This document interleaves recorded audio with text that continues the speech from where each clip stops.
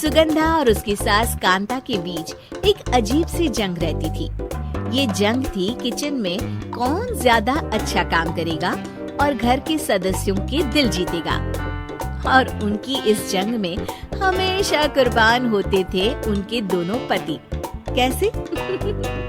आइए देखते हैं इस किचन पॉलिटिक्स की कहानी में। एक दिन किचन में, माँ जी, आज मैं बना रही हूँ मेथी की सब्जी। इस खाने से घर वालों के पेट की सारी समस्या खत्म हो जाएगी। और मैं बना रही हूँ तड़के वाली छाछ, जिसे पीते ही गैस की समस्या कभी नहीं होगी।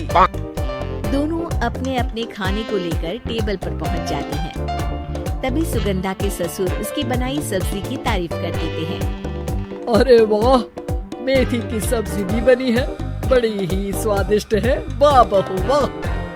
अरे बहू, लेकिन इसमें इतनी सारी मेथी बर्बाद करने की क्या जरूरत थी?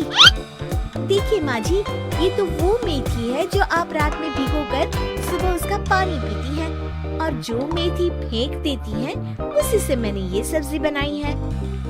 अरे वाह बहू, तुमने तो बड़ा ही समझदारी का काम किया।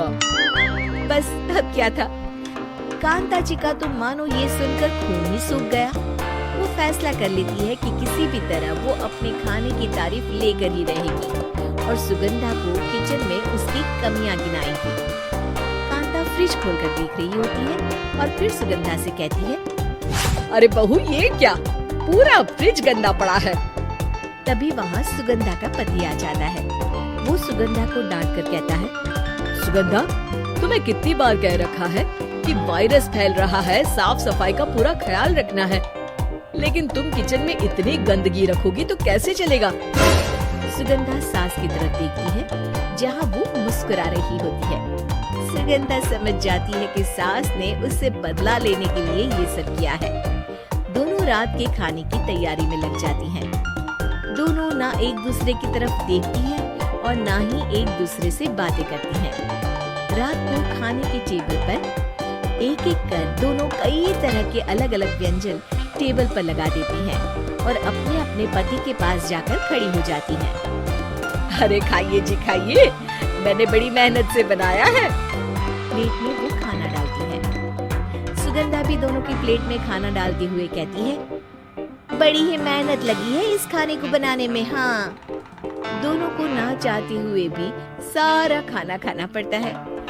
कहीं दही तो कहीं मलाई तो कहीं मसाला, और इन सब के बाद दोनों बड़ी ही मुश्किल से अपने कमरे में सोने जाते हैं। लेकिन अगली सुबह सुगंधा का पति चिल्ला रहा होता है, हाय रे, हाय मेरा तो पेट खराब हो गया, हाय माँ बहुत दर्द हो रहा है। तो वहीं कांता के कमरे से भी कुछ ऐसी ही आवाज आने लगती है। हे भगवान, इस सास बहू की लड़ाई हमारी जान लेकर रहेगी। जाओ कोई डॉक्टर को बुला कर लाओ। डॉक्टर आते हैं। दोनों को देखकर कांता और सुगंधा से कहते हैं, देखिए, आप दोनों इन्हें खाने में हल्का ही दीजिएगा।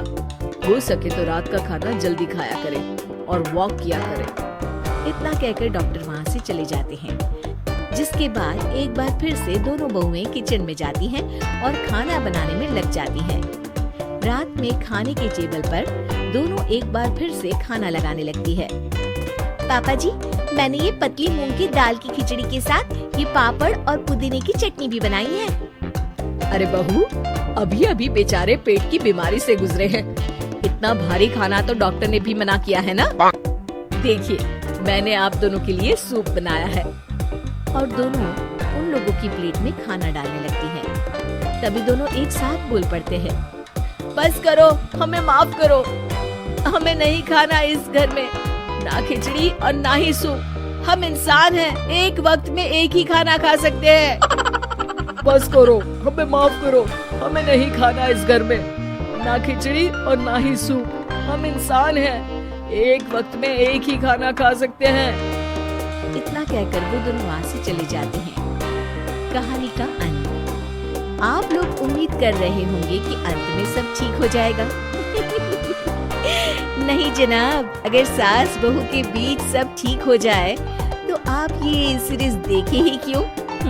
तो मजा लीजिए इस चैनल में सास बहू से जुड़ी कहानियों का। क्योंकि ये ऐसा रिश्ता है जिसकी मिठास उसकी खटास में हमेशा ज्यादा ही रहती है।